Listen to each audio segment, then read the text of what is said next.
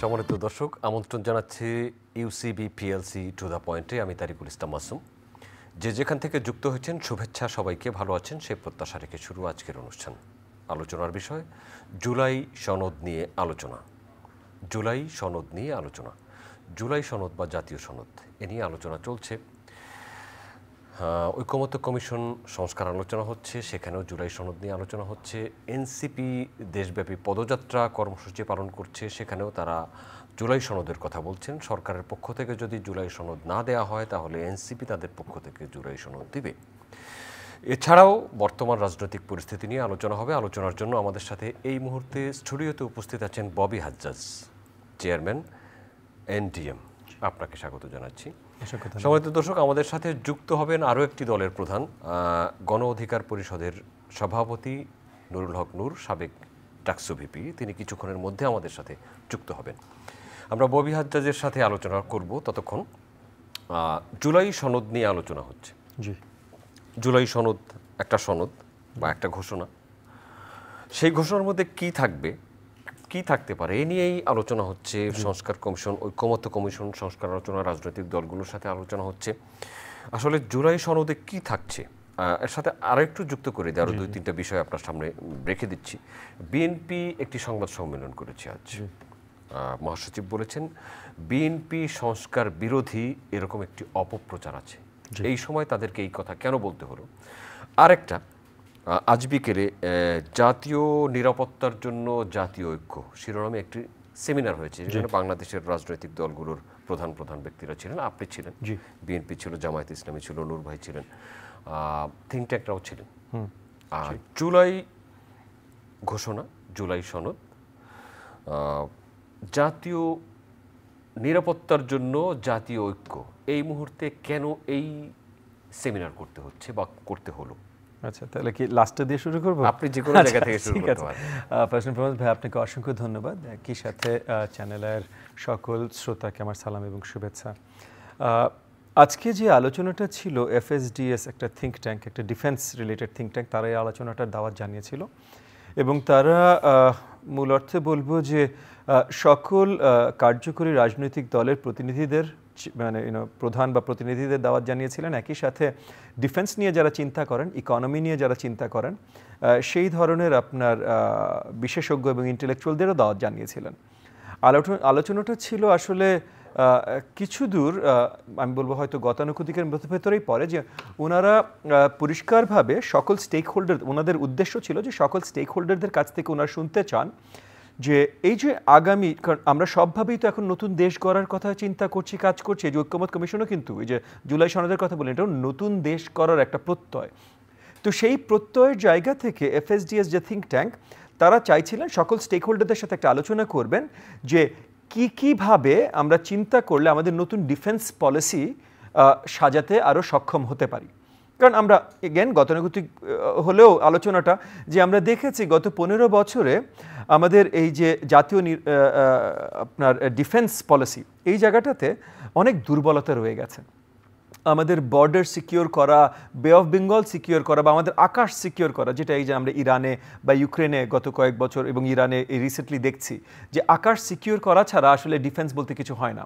So এগুলো করবার জন্য আমাদের কোন দিকে তাকানো উচিত এবং জনমত কিভাবে ক্রিয়েট করা উচিত, এগুলো নিয়ে একটা আলোচনা ছিল। সেখানে আমি আলোচনায় বলেছিলাম যে আসলে ডিফেন্স যেহেতু খুবই কমপ্লিকেটেড একটা জিনিস, সেটা ডিফেন্স যারা করেন তাদের হাতেই ছেড়ে দেওয়া উচিত।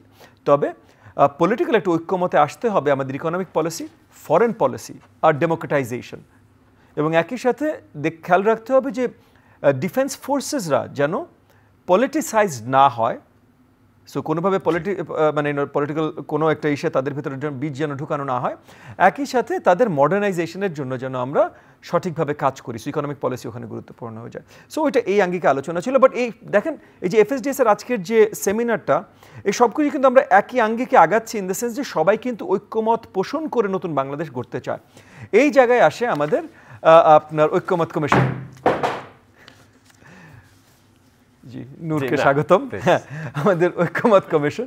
তো ঐক্যমত কমিশনের মূল আইডিয়াটা প্রথম থেকেই ছিল, যেটা মাননীয় প্রধান উপদেষ্টা আমাদেরকে জানিয়েছিলেন, যে আমরা সকল রাজনৈতিক দল যে যতখানি ঐক্যমতে পৌঁছতে পারবো, ওইটা তৈরি করবেন এই ঐক্যমত কমিশন। এবং যতক্ষণ ঐক্যমতে পৌঁছতে পারবো এর ভিত্তিতে জুলাই সনদ তৈরি করা হবে। সো যদি আমরা খুব অল্প ঐক্যমতে পৌঁছতে পারি তাহলে জুলাই সনদে খুব অল্প জিনিসই থাকবে। যদি অনেক বেশি ঐক্যমতে পৌঁছতে পারি তাহলে জুলাই সনদে অনেক বেশি জিনিসপত্র থাকবে। এখন পর্যন্ত কতদূর ঐক্যমতে পৌঁছেছে? অনেক কিছুতে ঐক্যমত হয়েছে, অনেক কিছুতে ঐক্যমত খুব পরিষ্কার যে হবে না, কারণ কেউ কিছুতে ছাড় দিতে চায়, কেউ কিছু জিনিসে ছাড় দিতে চায় না। আমার দলের পক্ষ থেকে আমরা একটা পজিশন নিয়েছিলাম যে আমাদের পুরোপুরি আইডিওলজি ভঙ্গ না করা পর্যন্ত যতখানি কম্প্রোমাইজ করা যায় আমরা কম্প্রোমাইজ করতে রাজি ঐক্যমতে আসবার জন্য। সব দল একভাবে চিন্তা করবে না, কিছু দল ভিন্নতর চিন্তা করবে, সেটা তাদের এখতিয়ার। সো কিন্তু পয়েন্ট হলো যে যতখানি ঐক্যমতে পৌঁছানো যায় ওইটাই জুলাই সনদ। এটা যদি কম হয় তাহলে জুলাই সনদ কম, এটা যদি বেশি হয় তাহলে জুলাই সনদ বেশি। এইটাই পয়েন্ট ছিল। এই পয়েন্টের আলোচনাগুলো অনেক দূর এগিয়ে এসছে, আগামীকালও আলোচনা আছে। তবে মানে অরিজিনালি যখন এই আলোচনাটা শুরু হয় ঐক্যমত কমিশনের, তখন জনাব আলী রিয়াজ, প্রফেসর আলী রিয়াজ আমাদেরকে জানিয়েছেন, কারণ উনি তো কন্ডাক্ট করছেন এই কমিশনের আলোচনাগুলো, তো উনি আমাদেরকে জানিয়েছিলেন যে উনি চান বা ইচ্ছা পোষণ করেছিলেন যে জুন মাসের ভিতরে উনি শেষ করবেন, যেন জুলাই মাসে এটার বেসিক ডিক্লারেশন আসে, তারপর জুলাই সনদ যখনই সরকার আসলে উন্মোচন করতে চায় তখনই যেন করতে পারে। তো আমরা অলরেডি জুলাইয়ের প্রথম সপ্তাহে চলে এসেছি, তবে এখন আমরা আশাবাদী যে খুব শীঘ্রই এই ঐক্যমতের আলোচনাগুলো আমরা গুটিয়ে নিতে পারবো। ধন্যবাদ আপনাকে। আমাদের সাথে যুক্ত হয়েছে নুরুল হক নূর, সভাপতি গণ অধিকার পরিষদ। আপনাকে স্বাগত। একটু তাড়াহুড়ো করতে আসতে হলো, আমরা দুঃখিত এই জন্য যে আপনাকে শুরু থেকে পাইনি। আমরা আলোচনা করছিলাম জুলাই সনদ নিয়ে আলোচনা। একই সাথে আপনি যে সেমিনারে ছিলেন জাতীয় নিরাপত্তার জন্য জাতীয় ঐক্য, সেখানে বক্তৃতা করেছেন, আপনিও করেছেন, ববি হাজ্জাজও করেছেন। আমরা সৌভাগ্যবান যে দুইটা রাজনৈতিক দলের প্রধান দুই ব্যক্তিকে আমরা একসাথে এখানে পেয়েছি। জুলাই আলোচনা হচ্ছিল জুলাই সনদ এবং ডিফেন্স পলিসি, যে বিষয়ে আপনার কথা বলে আসছেন। জাতীয় নিরাপত্তার জন্য জাতীয় ঐক্য, এই সেমিনারটা এই সময় কেন করতে হলো? এই সময়ে এটা খুব উপযুক্ত একটা সময়। আর দ্বিতীয়ত এখন বাংলাদেশের জাতীয় নিরাপত্তার অনেকগুলো সংকট তৈরি হয়েছে এবং জাতীয় ঐক্য আমাদের মাঝে বিশেষ করে লাস্ট ইয়ারে জুলাইকে কেন্দ্র করে তৈরি হয়েছিল। সেটি কিছু কারণে একটু ফ্র্যাকশন দেখা যাচ্ছে, বিভাজন হচ্ছে। সেই কারণে তো আয়োজকরা চিন্তা করেছে যে আলোচনাটাকে তোলা দরকার এবং সবার মাঝে এই উপলব্ধিটা করানো দরকার যে আমাদের জাতীয় ঐক্য কেন প্রয়োজন। যেমন এখন আপনি লক্ষ্য করছেন যে এই সরকার দায়িত্ব নেওয়ার পর থেকে আমাদের সবচেয়ে ক্লোজেস্ট যে নেইবার, প্রতিবেশী রাষ্ট্র হিসেবে ভারতের আচরণ সরকারের প্রতি, আলটিমেটলি সরকার না, এটা তো রাষ্ট্রের প্রতি খুব তাদের বন্ধু সুলভ মনে হচ্ছে না। বিশেষ করে বিভিন্ন পলিসিতে দেখবেন এই সরকার ক্ষমতা নেওয়ার পর ইন্ডিয়ান মিডিয়াগুলো প্রচার করেছে যে বাংলাদেশে মৌলবাদীরা ক্ষমতা দখল করেছে, উগ্রবাদীরা আপনার শেখ হাসিনাকে হটিয়ে দিয়েছে এবং উগ্রবাদী মৌলবাদীদের নেতা ডক্টর ইউনুস, এইরকম ভারতের অনেক মেইন স্ট্রিম মিডিয়া থেকে শুরু করে প্রচার করেছে এবং জঙ্গিবাদের উত্থান হচ্ছে। এবং এই ন্যারেটিভ প্রচার করেছিল ইন্ডিয়ান মিডিয়া গত বছরের এই সেপ্টেম্বর থেকেই। হিন্দুদের উপরে এখানে ব্যাপক নির্যাতন হচ্ছে, হিন্দুদের বাড়িঘর দখল করা হচ্ছে, খুন করা হচ্ছে, ধর্ষণ করা হচ্ছে, এখানে মাইনরিটি ইনসিকিউর, এগুলো ওয়ার্ল্ডের অ্যাটেনশন ড্র করার চেষ্টা করেছে। তার সাথে একটা লিঙ্ক দেখেন, আমি খুব উদ্বিগ্ন, জানি না এটার পরবর্তী ফলো আপ কী বা আসলে এটা কি হয়। মালয়েশিয়াতে আপনারা লক্ষ্য করছেন যে 32 বাংলাদেশিকে জঙ্গিবাদের 36 বাংলাদেশিকে জঙ্গিবাদের কার্যক্রমে ফাইন্যান্স কিংবা এর সাথে থাকার অভিযোগে গ্রেপ্তার করেছে। দেখেন ইন্ডিয়া যে এই ন্যারেটিভটা আপনার গত বছর শুরু করেছিল, এখন আমরা মালয়েশিয়া আমাদের একটা বন্ধুপ্রতিম রাষ্ট্র, আমরা জানি না আসলে ঘটনাটা কি হতে পারে, তারা জঙ্গিবাদের সাথে আসলেই জড়িত হতে পারে, কিন্তু শঙ্কাটা আমাদেরকে তৈরি করছে ওই কারণে যে ইউনুস সরকারকে মৌলবাদীদের উগ্রবাদীদের সরকার বলে ন্যারেটিভ একটা আমরা গত বছর থেকে Indian main stream media think ট্যাঙ্কগুলো থেকে যে বয়ান শুনে আসছি, এখন সেটা দেখতেছি, এখন জানি এটা সত্য কিনা। তো এটা নিয়ে আমাদের খতিয়ে দেখতে হবে, আমাদের নজর দেওয়া দরকার। যারা উদ্ধৃত করেছেন মালয়েশিয়ার আইজিপি এবং স্বরাষ্ট্র মন্ত্রী, আমরা 3-4 দিন আগে যে খবর, এই কারণে বলছি যে আজকে যে সেমিনারটা, আজ অবশ্য আমাদের স্বরাষ্ট্র উপদেষ্টা বলেছেন বাংলাদেশে জঙ্গিবাদ নেই এবং জঙ্গিবাদ বিষয়ে যে কথা মালয়েশিয়া বলেছে এগুলো ভিত্তিহীন। এখন আমরা এখান থেকে যতই বলি ভিত্তিহীন, আমাদের কথার চেয়ে মালয়েশিয়ার কথার কিন্তু ভার বেশি। মালয়েশিয়ার যে ইন্টারন্যাশনাল পরিচিতি, তার যে কানেক্টিভিটি নেটওয়ার্ক এবং আমাদের শ্রমবাজারে বড় একটা বাজার হচ্ছে মালয়েশিয়া। সুতরাং এর ফলে যদি আমাদের শ্রমবাজার ক্ষতিগ্রস্ত হয় এবং এইটার ফলে তো ওয়ার্ল্ড ওয়াইড আমাদের লেবার মার্কেটে একটা প্রভাব পড়বে। সুতরাং এইটা ইন্টেনশনাল না আনইনটেনশনাল এর পেছনে কিন্তু বাংলাদেশের অনেক ধরনের বিষয় নির্ভর করে। তো সেই জায়গা থেকে আমরা যেটা বলে আসছিলাম যে বঙ্গোপসাগর কেন্দ্রিক যে আমাদের একটা ভূ রাজনীতিতে সম্ভাবনা, এই কারণে মানে হচ্ছে এখন কথাটা অন্যভাবে ম্যাচুরিটি সবাই বলে মানে হচ্ছে ম্যাক্সিমাম মানুষ যেটা বলে অনেকেই সুন্দরী নারীর প্রেমে পড়ে, কেউ জোর করে প্রেম করতে চায়, কেউ কনভিন্স করে প্রেম করতে চায়। এখন বাংলাদেশকে কিন্তু অনেকেই কাছে পেতে চায় তাদের স্বার্থের কারণে। ইন্ডিয়া চায়, ইউএস চায়, চায়না চায়, অনেক রাষ্ট্র চায় আমাদের, বিশেষ করে পরাশক্তি থেকে শুরু করে নিকটবর্তী রাষ্ট্রগুলো। তাহলে এখন বাংলাদেশ কোন দিকে হাঁটবে? বাংলাদেশের অতীতের যে রাষ্ট্রীয় পলিসিগুলো আমরা দেখেছি, বাংলাদেশ কোনো একটা দেশের দিকে ঝুঁকে পড়েছে, বিশেষ করে ভারত নির্ভর। তো এখন আমরা এই আজকের যে আলোচনা, অধিকাংশ বক্তা এই বক্তব্যটা উঠে আসছে যে আমরা যদি অভ্যন্তরীণভাবে আমরা বিতর্ক মুক্ত 2 থেকে 3টা নির্বাচন করতে পারি এবং আমাদের অভ্যন্তরীণ গণতন্ত্রকে শক্তিশালী করতে পারি, আমরা জুডিশিয়ারি, আমাদের প্রশাসন, আমাদের প্রেস, এরকম কিছু প্রতিষ্ঠানকে শক্তিশালী করতে পারি, তাহলে আমাদের দেশে যে জাতীয় ঐক্যের ধারণাটা আমাদের নিরাপত্তার প্রশ্নে সেটা আরও এগিয়ে নেওয়া যাবে, সুসংহত করা যাবে। তো এই জন্য আমরা বলছি যে এই সময় এটা খুবই গুরুত্বপূর্ণ একটা আলোচনা ছিল। এই আলোচনাগুলো ব্যাপক মাত্রা হওয়া দরকার, টেলিভিশন, পত্রপত্রিকা, সব জায়গায়। তো সেই জায়গা থেকে এখন আপনারা যেটা আপনার সূচনা ছিল জুলাই সনদ নিয়ে, ওইখানে ববি ভাই যেটা বলেছে, এখানে বিভিন্ন রাজনৈতিক দল, সংগঠন তাদের নিজস্ব এজেন্ডা, কর্মসূচি থাকে, কিন্তু সবার কর্মসূচিকে সাইডে রেখে বা একটু পাশ কাটিয়ে আমরা জাতীয় ঐক্য মৌলিক কিংবা প্রয়োজনীয় যে বিষয়গুলোতে করা যায় সেই বিষয়গুলো নিয়ে আলাপ আলোচনা করছি। এবং আমাদের কমিশনও, জাতীয় ঐক্যমত্য কমিশন যেটা সরকার গঠন করেছে, সরকার প্রধান হচ্ছে সেই কমিটির চেয়ার, তারা চেষ্টা করে যাচ্ছে। আশা করা যায় একটা জায়গায় আমরা পৌঁছতে পারবো। ধন্যবাদ আপনাকে। ববি হাজ্জাজ, আপনার সাথে 3টা প্রশ্ন দিয়েছিলাম আমরা, নূর ভাই চলে আসার কারণে একটা জায়গাতে আমি ছেড়ে দিয়ে চলে এসেছি। বিএনপি বাংলাদেশের এই মুহূর্তে অ্যাক্টিভ রাজনৈতিক সবচেয়ে বড় দল, তারা একটি সংবাদ সম্মেলন আজ করেছে। বিএনপি মহাসচিব মির্জা ফখরুল ইসলাম আলমগীর বলেছেন বিএনপি সংস্কার বিরোধী, এটা একটি মহল অপপ্রচার চালাচ্ছে। বিএনপি তো তারা বলেছে, এবং তারা কোন কোন সংস্কারের সাথে যুক্ত, কোনগুলোর মধ্যে তাদের সাথে মতৈক্য কম হয়েছে, সেই বিষয়গুলোরও পরিসংখ্যান তিনি দিয়েছেন। বিএনপির মতো দলকে কেন এই সময় এরকম একটা সংবাদ সম্মেলন করে ঘোষণা দিতে হচ্ছে? দেখেন, এখানে আসলে অনেক ধরনের কনজেকচার্স আছে, তবে একটা আপনার অপপ্রচার যে চলছে যে বিএনপি সংস্কার বিরোধী, এটা সত্যি, এটা মানতে হবে। অপপ্রচার কে করছে এটা এক্স্যাক্টলি ঘটিয়ে দেখার বিষয়, তবে এই অপপ্রচারটা চলছে। এটা অপপ্রচার চলার একটা কারণও আছে, যে কয়েকটা দল থেকে পরিষ্কার আওয়াজ আসছে যে বিএনপি সংস্কার বিরোধী। কেন আসছে? কারণ সংস্কারের যে আলোচনাগুলো, ঐক্যমতের যে আলোচনাগুলো, এই আলোচনাগুলো কিছু কম্প্রোমাইজেসের মাধ্যমে হয়। যেমন এই যে আমি প্রথমেই বলেছিলাম যে আমার দলের পক্ষ থেকে আমরা আমাদের প্রিন্সিপালের সাথে পুরোপুরি সাংঘর্ষিক না হওয়া পর্যন্ত আমরা কম্প্রোমাইজ করতে রাজি। এমন অনেকগুলো দলকেই দেখেছি আমরা কম্প্রোমাইজ করে যাচ্ছে। এর মধ্যে বিএনপিকেও আমরা দেখেছি যে তারা কম্প্রোমাইজে এগিয়ে আসছে, কম আর বেশি সবাই এটা এগিয়ে আসছিল। কিন্তু একটা পর্যায়ে যে কয়েকটা দল এরকম একটা পজিশন নিল, স্পেশালি এই যে নতুন একটা দল আছে, তাদের সাথেও আরও কিছু দল আছে সম্পৃক্ত এই মুহূর্তে, তারা এমন একটা পজিশন নিল যে তাদের সাথে পুরোপুরি একমত না হলে আপনি সংস্কার বিরোধী, পুরোপুরি একমত না হলে। এমন কথা এসেছে, যেমন মনে করেন এনসিসি, একটা ন্যাশনাল কনস্টিটিউশনাল কাউন্সিল একটা আইডিয়া ওনারা নিয়ে এসছেন।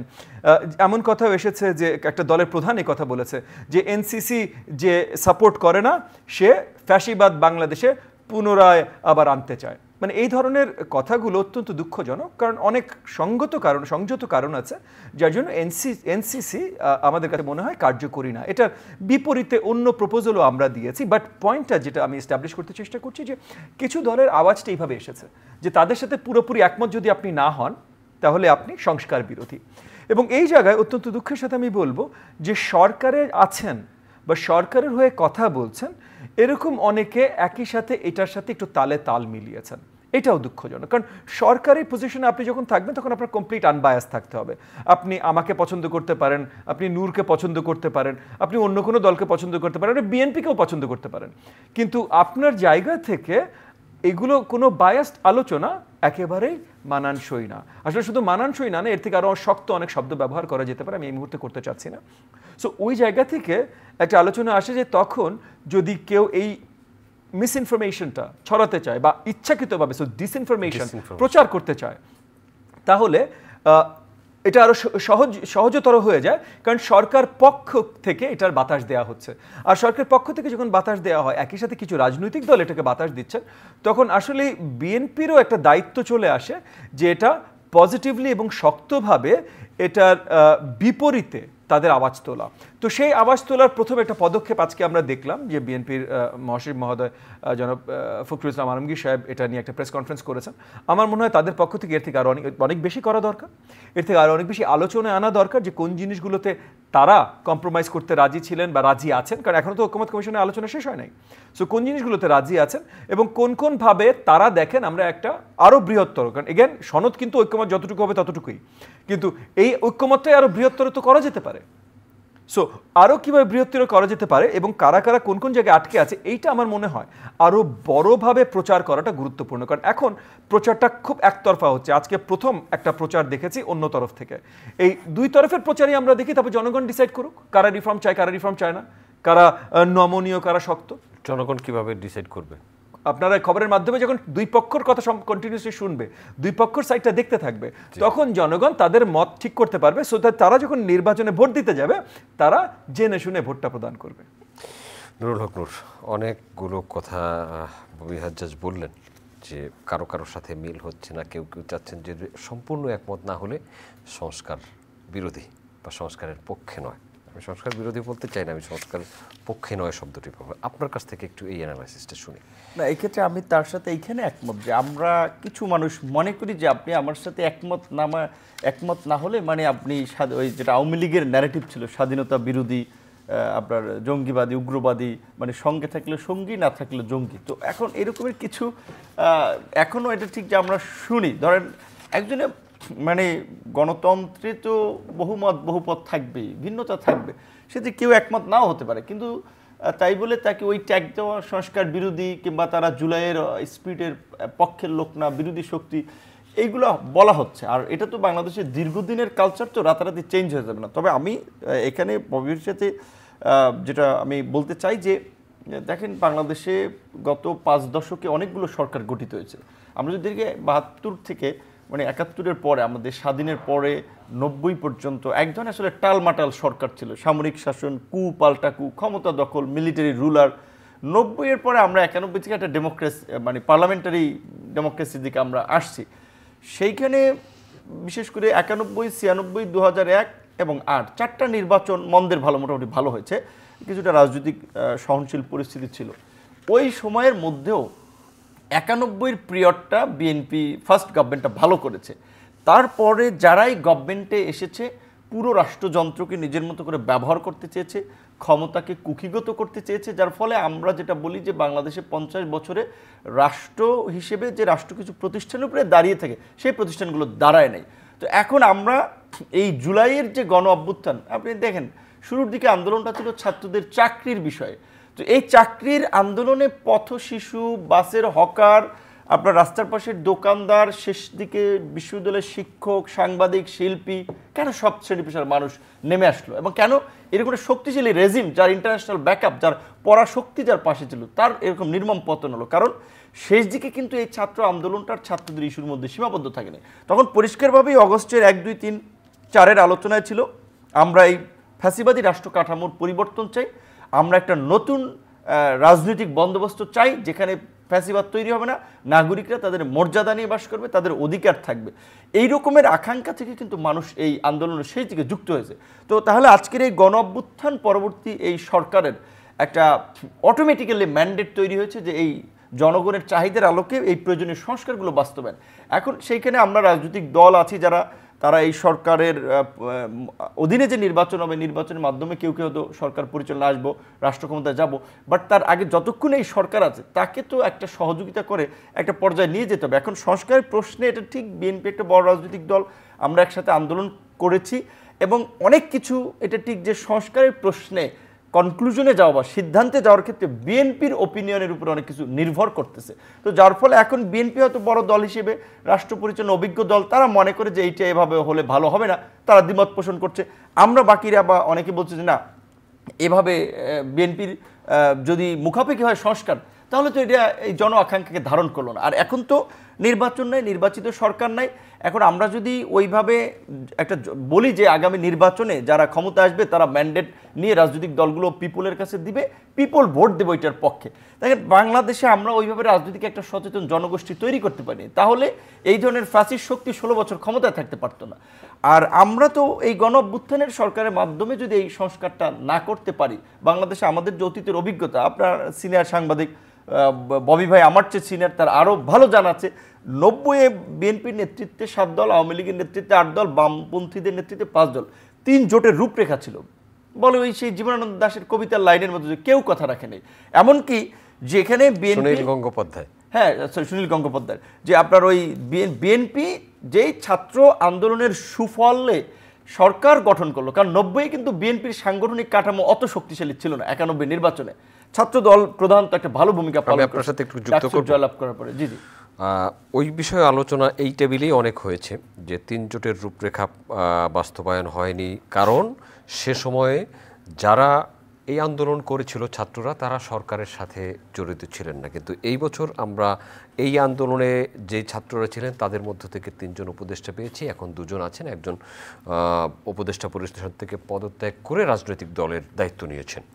তার মানে কিন্তু যারা আন্দোলনের নেতৃত্ব দিয়েছেন, আন্দোলনে তো সব রাজনৈতিক দলও ছিল, কিন্তু এদের বক্তব্য হলো সেই আন্দোলনে যারা নেতৃত্ব দিয়েছেন তারা এখন ক্ষমতায় আছেন বা সরকারে অংশগ্রহণ করেছেন, তার মানে 90-এর আন্দোলন যে ব্যর্থ হয়েছে সেই ব্যর্থতার দিকে এরা যেতে দিবেন না। আপনি কি তাই মনে করেন বা সেদিকে যাবে? আমরা ওই কারণেই তো এই ছাত্র প্রতিনিধিদেরকে বিশেষ করে আমরা সমর্থন দিয়েছিলাম, যে ওই 90-এর অভিজ্ঞতা থেকে, যে অন্তত তারা যদি সরকারে থাকে অন্তত একটা চাপ তৈরি করা যাবে এবং এই জন আকাঙ্ক্ষাটাকে বাস্তবায়নে তারা প্রেশার গ্রুপ হিসেবেও কাজ করতে পারবে একটা গভর্নমেন্টের মধ্যে থেকে এবং বাইরেও পলিটিক্যাল পার্টিগুলো। তো সেই জায়গা থেকে আমাদের চাওয়াটা হচ্ছে যে আলটিমেটলি ধরেন আমরা একটা শক্তিশালী নির্বাচন ব্যবস্থা চাই, সেটা প্রক্রিয়া যাই হোক, প্রক্রিয়া নিয়ে বিতর্ক হতে পারে, কিন্তু এইখানে তো কারো একমত থাকার কথা, দ্বিমত থাকার কথা না। আমরা একটা শক্তিশালী এবং স্বাধীন সরকারের নির্বাহী প্রভাব মুক্ত একটা বিচার বিভক্তি,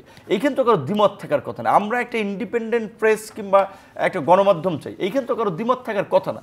কিন্তু এই প্রক্রিয়াগুলো নিয়ে, ধরেন নিয়োগের প্রক্রিয়া নিয়ে যখন আলোচনা হচ্ছে, সেইখানে আমরা অনেকে ছাড় দিচ্ছে না, কারণ আলটিমেটলি অনেক পার্টি মনে করছে যে আমরা সরকার চলে আসবো বা চলে আসছি, কাজেই আমি যদি আমার মতো করে পিএসসিটাকে গঠন না করতে পারি, তাহলে আমার লোককে কীভাবে আমি চাকরিতে ঢুকাবো? আওয়ামী লীগ 16 বছরে দলীয়করণ করেছেন, আমার লোকেরা তো 16 বছর চাকরি বাকরি পায় না, তাহলে কিছু লোক তো আমার সেটেল করতে হবে। এইখান থেকে কিন্তু ঐক্যমতের অনেক জায়গায় পৌঁছানো যাচ্ছে না। তবে তারপরেও যেটা আমি মনে করি যে এখন সরকারও শক্ত পজিশনে আছে এবং আমরাও প্রত্যেকে নিজের ওপিনিয়নের জায়গা থেকে স্পষ্ট কথা বলছি, আমরা কারো মুখাপেক্ষি হয়ে কথা বলছি না। সুতরাং প্রয়োজনীয় মৌলিক যৌগিকের দিকে আমি যাচ্ছি না, আমাদের কথা হচ্ছে প্রয়োজনীয় বেসিক সংস্কারটা অবশ্যই করতে হবে। এইখানে আমরা মনে করি যে বিএনপির মতো দলকে অবশ্যই মুখোমুখি দাঁড় করিয়ে দেওয়াটা ঠিক হবে না। বিএনপির সাথে অন্য অন্য রাজনৈতিক দলও সেখানে বার্গেন করতে পারে, ডিসকাস করতে পারে, কিন্তু সবাই মিলেই তো এই সংস্কার দিকে যেতে হবে। সেই জায়গা থেকে এটা ঠিক যে যারা ওই ন্যারেটিভটাও প্রচার করার চেষ্টা করছেন, এইটাও ঠিক না যে বিএনপিকে একটা ভিলেন বানিয়ে দেওয়া। ধন্যবাদ আপনাকে। জুলাই সনদ, আসলে জুলাই সনদে কি থাকবে? আচ্ছা দেখেন, আমি আরেকটু সহজ করে দিই আপনার জন্য। এনসিপি একটা বড় স্টেক হোল্ডার এই সরকারে এবং এই সংস্কার আলোচনায়। তারা বলছে যদি সরকার জুলাই সনদ দিতে ব্যর্থ হয় তাহলে আমরা দিব। জি, তাহলে এখানে আমি আপনাকে আরেকটা জিনিস ক্ল্যারিফাই করি, কারণ এটা হয়তো নূর আমার সাথে একমত হতে পারে, নাও হতে পারে। এনসিপি একটা বড় স্টেক হোল্ডার সরকারের, এনসিপি একটা বড় স্টেক হোল্ডার এই আলোচনার, এটা আমি মানতে রাজি না।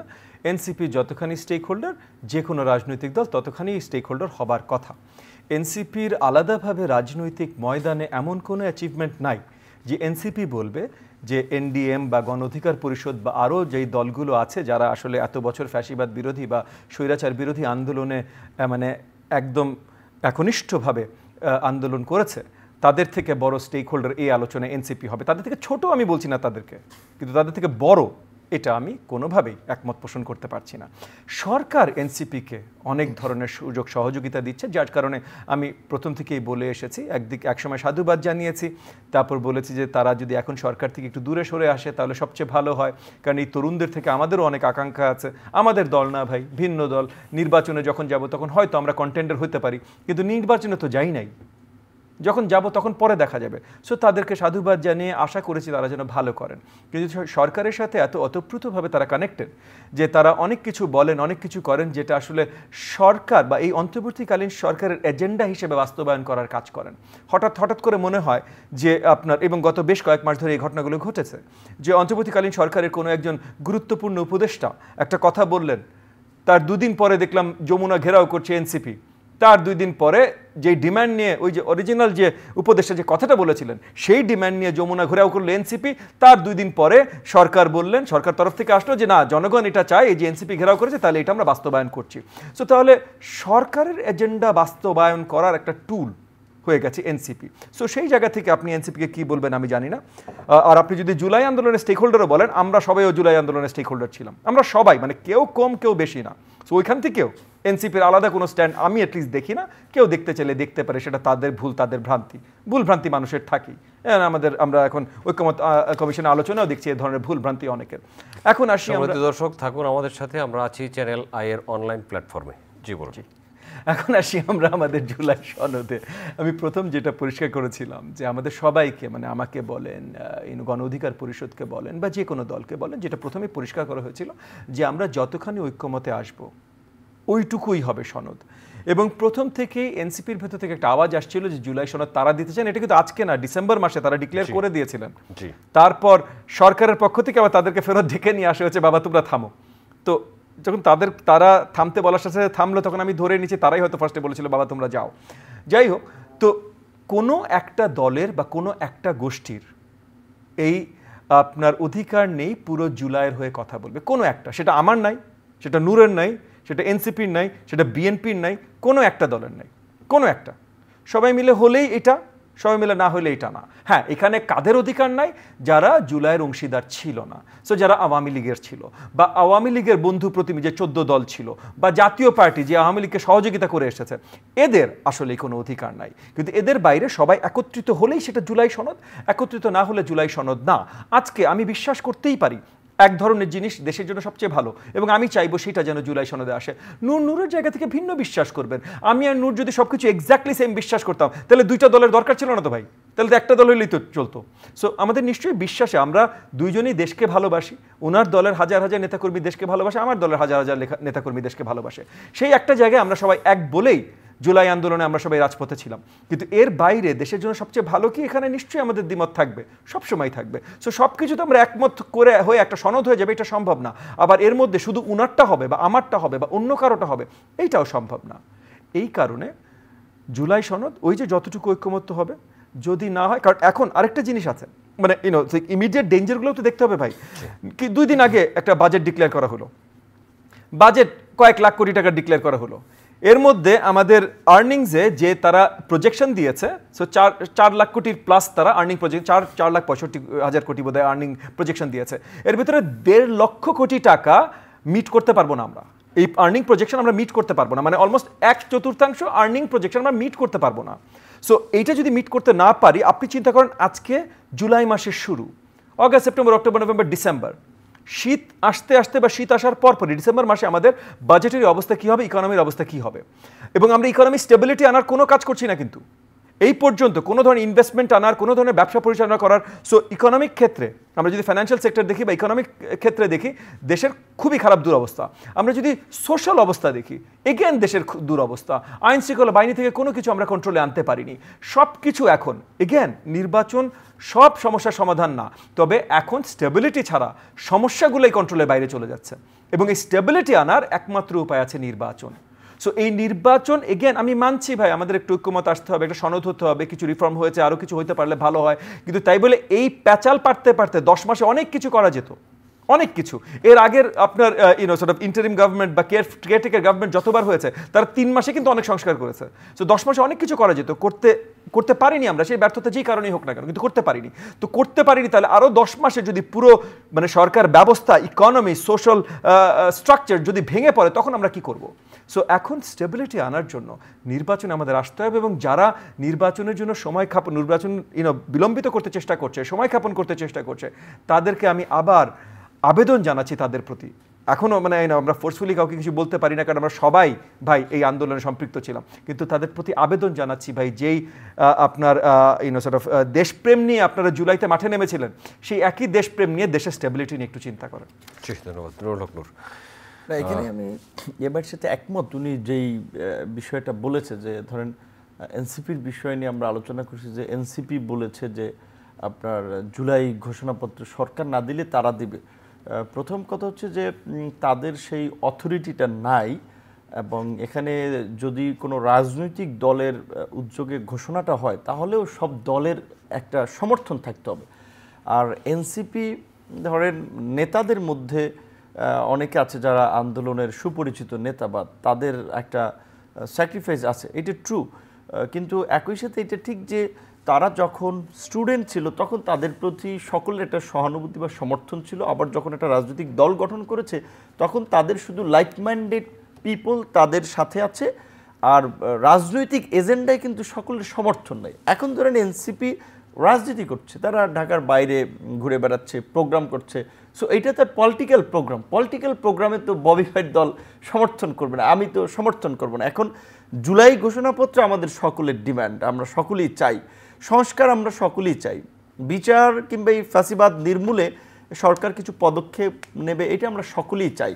সেই জায়গাতে হয়তো কেউ কম বলছি বেশি বলছি সেটা ঠিক, কিন্তু এখানে এনসিপির বলাটাকে মুখ্য করে দেখানোর আমার মনে হয় কারণ হচ্ছে যে যেহেতু তাদের একটা সরকারে আপনার স্টেক আছে, যেটা ভাই বলেছে তার সরাসরি স্টেক নাই, আমার নাই, বিকজ আমরা নৈতিকভাবে সমর্থন করি, কিন্তু আমার তো দলের কেউ উপদেষ্টা নাই, কিন্তু এনসিপির তো সরাসরি দুজন উপদেষ্টা আছে। আবার ধরেন প্রেস মিডিয়া, তারা কিন্তু সেটা বলছেন না এখন এটা বলছে না, এখন এটা তো সবাই আমরা জানি। ধরেন প্রেস মিডিয়া দেখবেন যে ববি ভাইয়ের দল থেকে তারে কিংবা তার মহাসচিবকে দুইজন ডাকতে পারে, এরকম দল আমাদের দল। আমরা তো বলা চলে ওই পলিটিক্যালিও ধরেন ওদের আমরা কাছাকাছি, এই আমরা একটা সিনিয়র ডাকসু নির্বাচন করেছি, 2018 সালে কোটা সংস্কার আন্দোলন করেছি, বাট আমাদের দল থেকে খুব বেশি সংখ্যক লোককে লিস্ট দিলেও টেলিভিশন প্রোগ্রামে ডাকবে না, কারণ কি তাদের উপদেষ্টা হচ্ছে তথ্য মন্ত্রণালয়, এই প্রেস মিডিয়া কন্ট্রোলের উপদেষ্টা। তো কাজে তাদের বয়ানটাকে যেভাবে পলিটিক্যাল বেনিফিটের জন্য ইস্টাবলিশ করার চেষ্টা করা হচ্ছে, প্রমোট করার চেষ্টা করা হচ্ছে, অন্যদের তো ওইভাবে করা হচ্ছে না। কিন্তু আমরা পলিটিক্যালি সেখানে থেকে এই বিষয়টাকে খুব বেশি গুরুত্ব দিতে চাই না। আমরা সব স্টেক হোল্ডারদের মতামতকে আমরা গুরুত্ব দিয়ে একটা জায়গায় আসতে চাই, সেটা সংস্কার কমিশন সেই কাজ করছে, আশা করি একটা জায়গায় পৌঁছাবে। আমরা শেষ করে দিই। Thank you. ধন্যবাদ ববি হাজ্জাজ, ধন্যবাদ নুরুল হক নূর। সম্মানিত দর্শক, এতক্ষণ আমাদের সাথে থাকার জন্য অনেক কৃতজ্ঞতা। আগামী অনুষ্ঠান দেখার আমন্ত্রণ রইল, দেখা হতে পারে সেই অনুষ্ঠানে। ভালো থাকবেন সবাই, আপনাদের সবার জন্য অনেক অনেক শুভকামনা আবারও।